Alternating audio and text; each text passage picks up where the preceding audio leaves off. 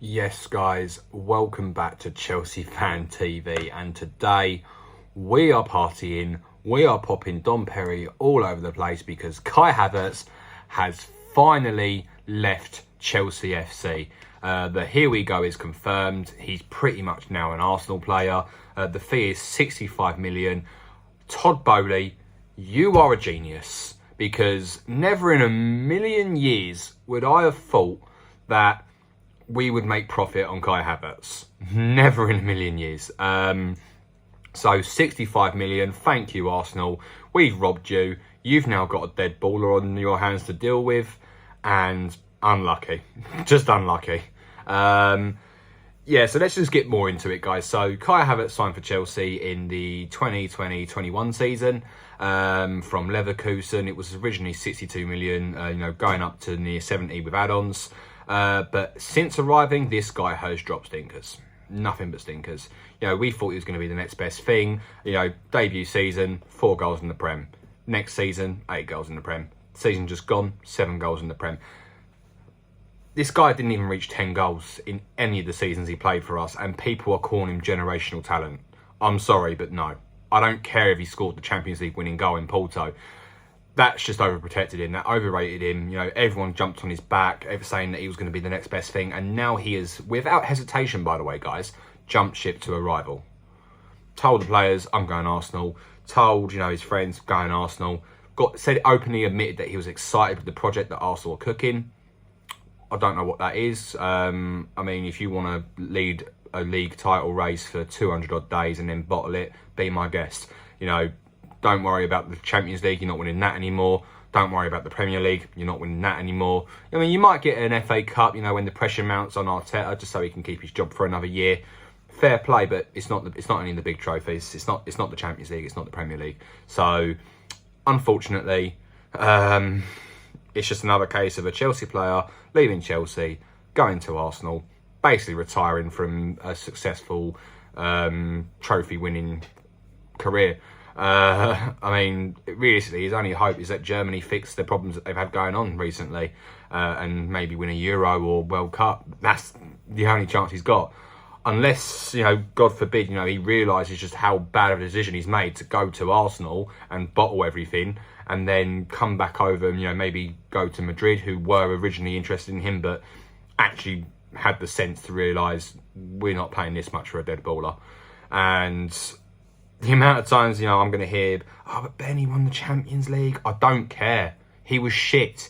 The amount of times he got bullied off the ball. The amount of times he just wouldn't make a run. The amount of times where he was offside. The amount of times where he would break down any possible counter-attack.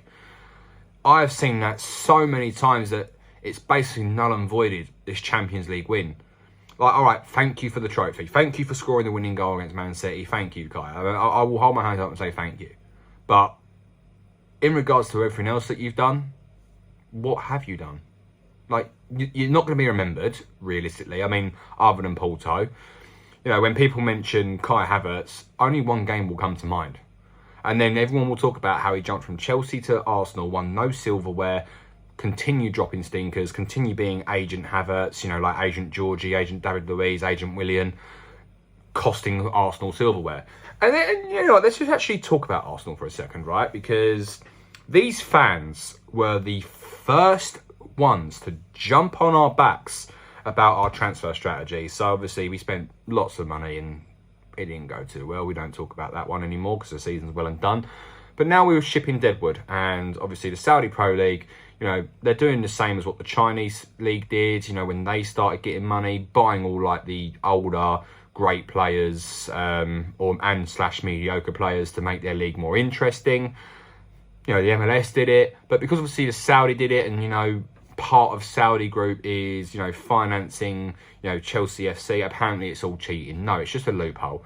But let's talk about finances, by the way, because you've just spent 65 million on probably the equivalent of brain dead football. And then you're going to go sign Declan Rice as well. The latest that we've got on that, obviously, an £80 million bid was rejected by West Ham for Declan Rice. That's already in over excess of 150 million. And you're coming at us. You spent 150 million on 2 players and you're coming for us. I'm just trying to find where this line is between, you know, knowledgeable football and hypocrisy. Because I'm sure Arsenal are up here, you know, with what they're doing. But let's just go back to Kai Havertz, because this is all about how we are glad that Kai Havertz is not wearing this badge anymore. I mean, some of you guys will probably agree with me. Some of you guys may have actually seen the light on how bad Havertz was. You know, I mean, just, when this actually came out, you know, just going on Twitter, all you need to do is look at Havertz missed opportunities.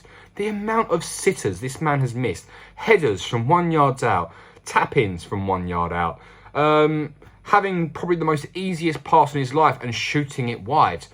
Like, how can you guys get behind this? How can you guys, and even Chelsea YouTubers, guys, are literally calling this guy generational. You know, Kai Havertz is generational. He's going to do this. He's going to do that. Well, clearly you were wrong. He's gone. He without hesitation, jumped ship to Arsenal. I just don't get in what world you can back this guy any further.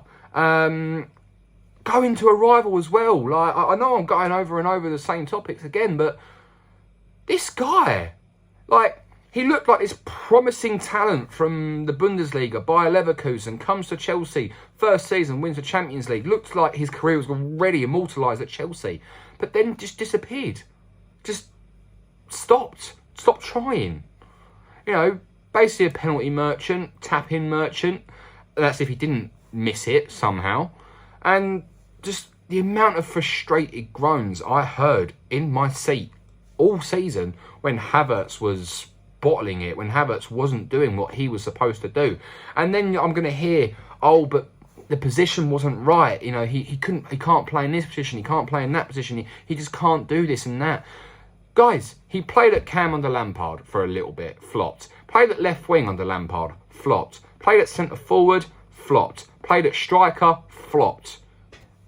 You can't defend this, guys. And I don't want to hear anything about positioning with Havertz, because you can't flop in 4 positions and then say, oh, he's in the wrong position. What? Was he meant to be in fucking goal or left back or right back or in defence or something then? Because he's played pretty much every position that he's played in his career at Chelsea and hasn't done well.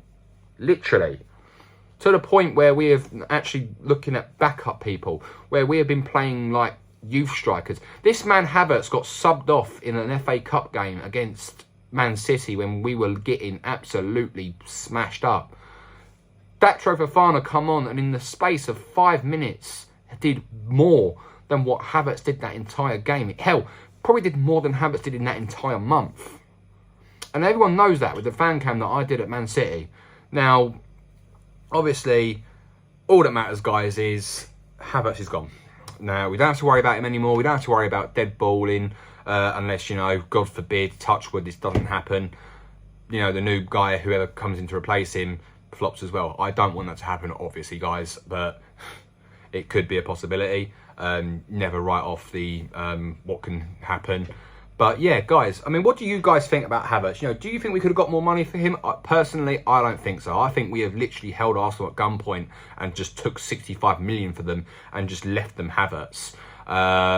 Do you think Havertz is going to do well at Arsenal? Probably not, because historically, Chelsea fans leave Chelsea, go to Arsenal to basically retire. So kiss that Champions League goodbye, kiss that Premier League goodbye. You're not winning any notable silverware. Yeah, all right, you might win an FA Cup when the pressure mounts on Arteta just so he can stay another year, like the whole Wenger FA Cup scenario. But yeah, so guys, do you agree with me? Put in the comments if you do. If you don't, fair enough. I'll be looking to see what you guys think on this. But yeah, in the meantime, guys, we are putting out as much content as we can over the summer. I know that we're, you know, football, Premier League football isn't going to happen until August, but we are going to try our best to put out as much content as we can. So hit that like button, comment your opinions, make sure you are subscribed to the channel, because we have got so much exciting stuff lined up for you guys.